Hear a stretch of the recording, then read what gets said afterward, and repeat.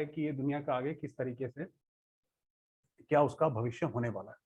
तो उसमें क्या होता है कि फिर हमें ये रहता है कि चलो अभी तो बाबा ने बता दिया कि विनाश होगा, तो अभी नहीं होगा तो कब होगा, तो ऐसे करके इंतजार करते रहते हैं कि भाई अभी तो एक ही तत्व, क्योंकि बाबा ने तो बहुत सारी चीजें बताई हैं कि जब ऐसा ऐसा ऐसा ऐसा होगा तो समझो विनाश बिल्कुल सामने खड़ा है।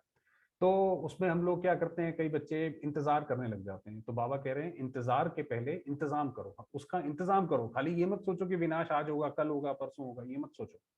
तो आज बाप बच्चों को देख सदा हर्षित होते हैं। हर एक बच्चा वर्तमान समय में विश्व की सर्व आत्माओं में श्रेष्ठ है।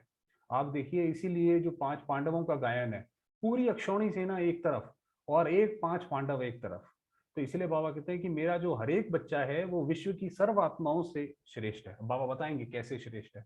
बेशक हम अभी जो है अपनी स्मृति भूले हुए हैं, हम अपने आप को सोचते हैं हम तो एक नॉर्मल इंसान है, मगर बाबा हमें किस नजरों से देखता है। इसीलिए वो आप देखिए जो ये दिखाते हैं कि भी हनुमान को जब ये स्मृति आई कि वो तो हनुमान है, वो तो पवन पुत्र हनुमान है, तो वो उड़ गया। जय श्री राम, श्री राम माना जो दिल को आराम देता है। जैसे ही हम आत्माएं शिव बाबा को याद करती हैं तो जैसे वो पावरफुल हो जाती हैं, उड़ जाती हैं। आप देखेंगे जो श्री कृष्ण गीता सुनाई, उसके अंदर भी अर्जुन ने ये बोला कि हे प्रभु मुझे अब स्मृति आ गई है, कि अब मुझे पता पड़ा कि मैं वास्तव में कौन हूँ। तो उसका भावार्थ ये है। तो बाबा बता रहे हैं कि वर्तमान में विश्व की सर्वात्माओं में श्रेष्ठ है और भविष्य में भी विश्व द्वारा पूजनीय है। तो वही जो भविष्य में भी हम बच्चे पूजनीय होंगे, क्योंकि हमने भारत की ऐसे समय पड़ने पर, आप सोचिए आप किसी को सिर्फ पानी भी पिला दीजिए समय पड़ने पर तो वो कितना आपका एहसान मानता है। और ऐसे में जब बिल्कुल इस धरती पर सुख शांति की प्यासी आत्माएं हैं, उन्हें ना शांति कहीं से भी नहीं मिल रही, ऐसे समय पे हम बाबा के मददगार बनते हैं और हम उनकी सेवा करते हैं। इसीलिए हमारा ये जो पूजनीय गायन होता है, ऐसे सर्वश्रेष्ठ गायन और पूजन योग्य योगी तू आत्माएं, ज्ञानी तू आत्माएं, दिव्य गुणधारी, सदा विश्व के सेवाधारी। अभी बहुत सारी बातें बोली इसमें बाबा ने, गहरी लाइन है।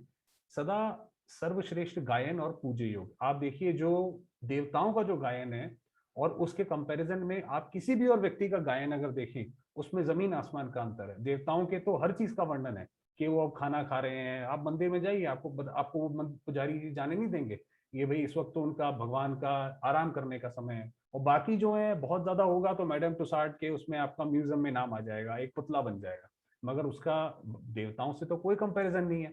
इसीलिए बाबा ने बोला सर्वश्रेष्ठ गायन और पूजन योगी तू आत्मा है। योगी और ज्ञानी तू आत्मा है, माना जो बाबा हमें बताते हैं वो हमारे जीवन में हो। ऐसा नहीं है कि सिर्फ हम बोलने वाले योगी हों, कि जो बोल तो दिया, ये मंत्र क्या क्या मतलब है, मंत्र जीवन में है नहीं है, वो मत उसका फिर कोई फायदा नहीं है।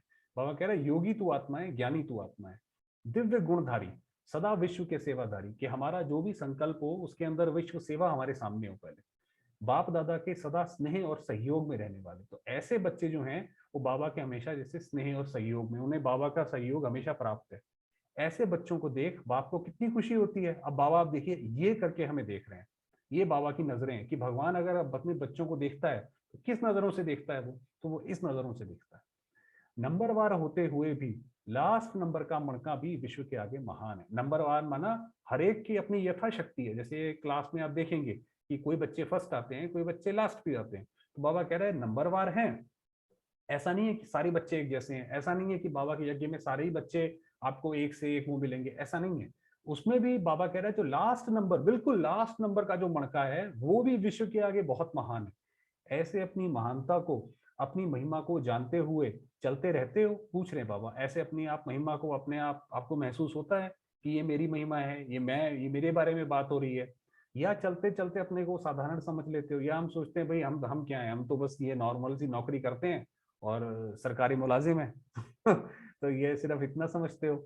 अलौकिक बाप द्वारा प्राप्त हुई अलौकिक जीवन, अलौकिक कर्म साधारण नहीं है, क्योंकि ये शिव बाबा से हमें प्राप्त हुआ और प्रसाद है। आप प्रसाद की देखिए कितनी वैल्यू होती है।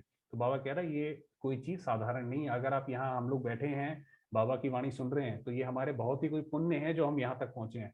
सारी आत्माएं तो नहीं पहुंचती ना, इसीलिए अंत में गायन है कि हे प्रभु आप आए और हमें पता भी ना पड़ा। तो अभी इसीलिए बाबा कहता है लास्ट नंबर के मणके को भी आज अंत तक भक्त आत्माएं आंखों पर रखती हैं। तो बाबा कह रहे हैं ये जो आप देखिए कितनी भक्ति करते हैं, कितनी आंखों पे रखती हैं, माना कैसे मन से भक्ति करती हैं सिर्फ देखने के लिए। कितनी भीड़, अभी जब ये नवरात्रि का जब आया कितनी भीड़ होती थी उसमें, एक एक मंदिर में सिर्फ मूर्ति को देखने के लिए, क्योंकि लास्ट नंबर भी बाप दादा के नैनों के तारे हैं। तो हम में जो लास्ट है, बिल्कुल लास्ट जो है, वो भी पांडवों में भी लास्ट जो था वो था सहदेव, जिसने सिर्फ सहयोग दिया और कुछ नहीं करा। अर्जुन की तरह ज्ञान अर्जित नहीं करा, युधिष्ठिर की तरह स्थिर नहीं रहा युद्ध में, बाकी और कुछ नहीं किया, इसने सिर्फ सहयोग किया।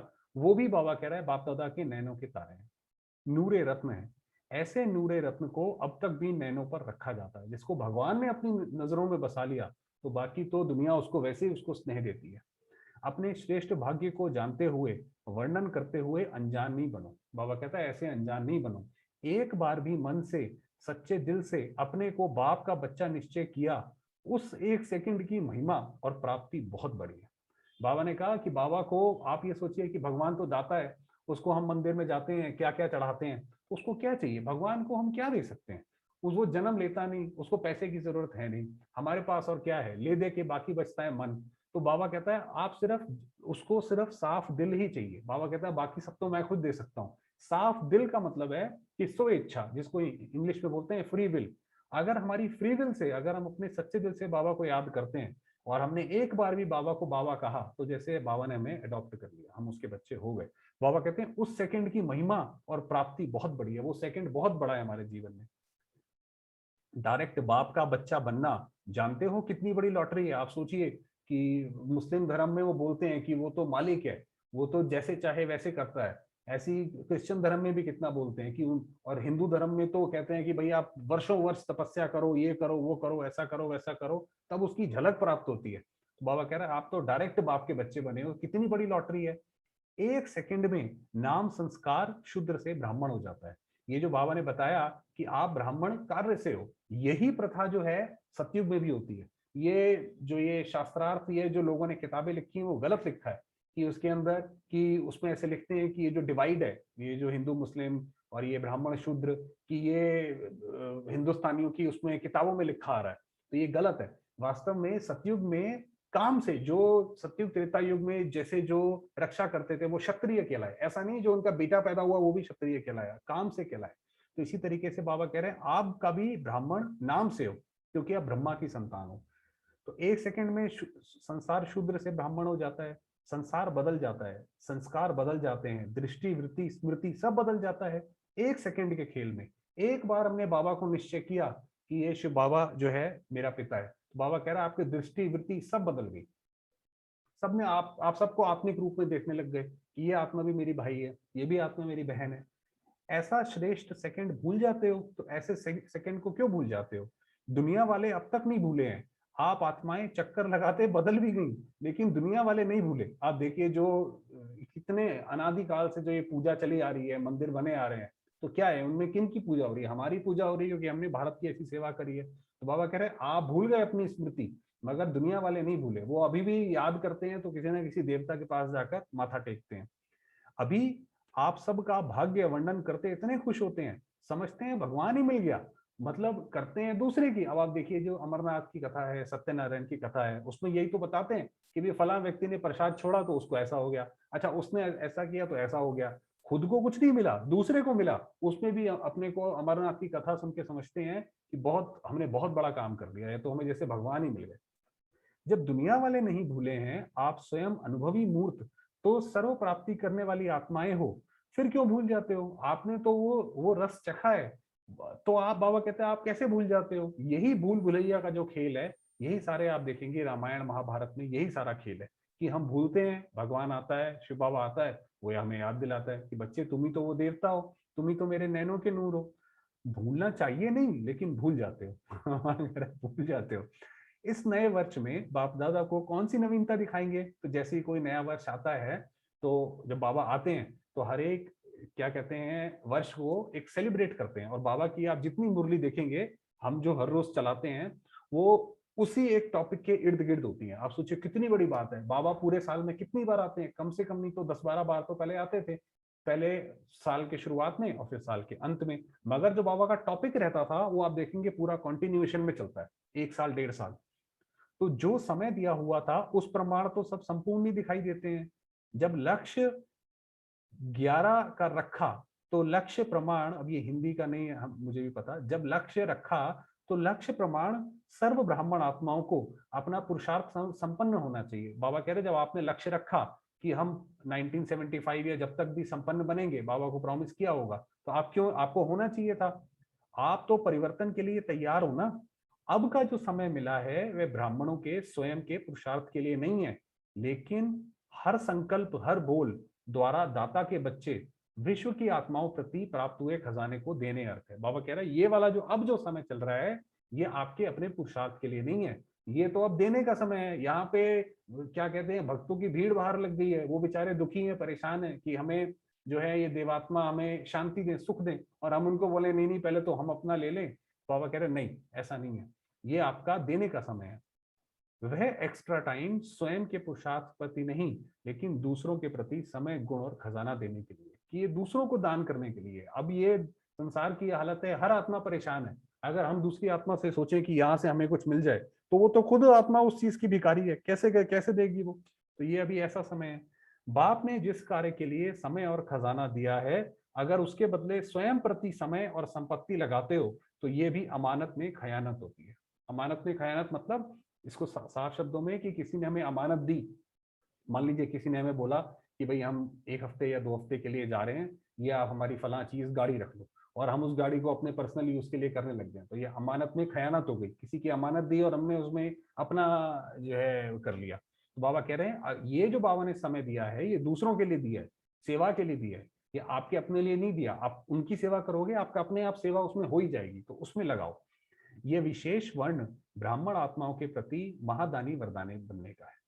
जैसे आप लोग प्रोग्राम बनाते हो कि इस मास में विशेष योग का प्रोग्राम हुआ, दूसरे मास में विशेष सेवा का होगा, ऐसे होता है कि जब ये पूरा साल ऐसे होता है, तो बाबा जब आते हैं, जैसे बाबा ने ये बोला कि इस साल आपको सेवा करनी है, इस साल सिर्फ योग लगाना है, तो उस पूरे साल का प्लान तैयार हो जाता था कि इस महीने हम ये करेंगे, इस महीने योग करेंगे, इस महीने बरसात होती है तो योग करेंगे, इस महीने मौसम यहाँ पे खुला रहता है तो सेवा करेंगे। बाबा कह रहे ऐसे आप बनाते हो, वैसे ड्रामा प्लान अनुसार ये एक्स्ट्रा समय महादानी बनने का मिला है। तो बाबा ने कहा ये आपको एक्स्ट्रा समय मिला है। अब तक पुरानी भाषा, पुरानी बातें, पुरानी रीति रस्म, वह अच्छी रीति सब जानते हो। इस वर्ष का समय इसके लिए नहीं है कि ये वाला वर्ष हम पुरानी भाषा, मतलब पुरानी भाषा पुरानी बातें, कि जो हम कलयुगी, पुरानी भाषा माने कलयुगी जो बातें हैं। कलयुगी बातें कैसी होती हैं, इसकी बुराई उसकी बुराई, या तो अपना दुख या दूसरों का दुख। भाषा भी है, आपको पता ही है भाषा कैसी होती है, बाबा की भाषा कैसी है। पुरानी रीति रस्म कि नहीं भाई ऐसा तो करना ही पड़ता है, तो बाबा ने कहा ये अब खत्म करो, ये वाला साइन समय निकल गया। जैसे बाप के आगे स्वयं को समर्पण किया, वैसे अब अपना समय और सर्व प्राप्तियां, ज्ञान, गुण और शक्तियां विश्व की सेवा अर्थ समर्पण करो। बाबा के आगे समर्पण करना माना बाबा उसका क्या करेगा, जैसे हमने बात करी, बाबा के तो सारे बच्चे हैं, तो बाबा वो अपना, बाबा का तो हर चीज बच्चों के लिए है। तो अगर हमने बाबा को समर्पण किया, माना हमारी जितनी भी शक्तियां हैं, जितना भी हमारा समय, श्वास, संकल्प है, वो हमने विश्व की सेवा अर्थ समर्पित कर दिया, वो हमने इस यज्ञ में स्वाहा कर दिया। वो स्वाहा का मतलब ये नहीं है कि वो हमें तेल, तिल, जौ जो यज्ञ में करके स्वाहा करते हैं, उससे कोई फायदा नहीं होता। वो तो आपका थोड़ी देर वातावरण अच्छा बन जाएगा उससे, मगर ये है स्वाहा माना कि अपने को हमने स्वाहा कर दिया। जो संकल्प उठता है, चेक करो कि ये विश्व सेवा प्रति है, ऐसे सेवा प्रति अर्पण होने से स्वयं संपन्न सहज हो जाएंगे। ये बाबा ने बताया कि आप अगर अपने आप को सेवा में समर्पित कर दोगे, हमें कुछ चाहिए ही नहीं, हमने कर दिया अपने आप को समर्पित बाबा के प्रति, इस विश्व की सेवा के प्रति, भारत के प्रति हमने अपने आप को, क्या हालत हो गई है भारत की, यही तो भारत अब जाके सतयुग बनेगा, तो इसके अंदर हमने अपने आप को समर्पित कर दिया। जैसे कोई सेवा का प्रोग्राम बनाते हो, तो विशेष कार्य में बिजी होने के कारण स्वयं के आराम या स्वयं के प्रति सेल्वेशन देने वाली बातें, या चलते चलते चलते अन्य आत्माओं द्वारा आई हुई छोटी छोटी परीक्षाओं का अटेंशन नहीं देते हो, अवॉइड करते हो। मान लीजिए कहीं आप बहुत बिजी हैं, किसी ने बोला कि अरे देखिए फला व्यक्ति ऐसा बोल रहा था आपके बारे में, तो हम कहेंगे अरे नहीं नहीं अभी हम बहुत बिजी हैं, बाद में बात करेंगे। तो बाबा ये कह रहे हैं कि जैसे आप उस वक्त इतनी सारी चीजें आप छोड़ देते हो, उसी तरीके से जब आप विश्व सेवा में बिजी हो जाओगे, तो बाकी सारी चीजों से भी परे हो जाओगे। जो पुरानी चीजें, बाबा ने बोला कलयुग की चीजें भी आप अपने पास रख के बैठे हो, वो आपका, उससे आप परे हो जाओगे। तो ये क्या है बाबा। बाकी 10 मिनट रह गए, अब थोड़ी देर योग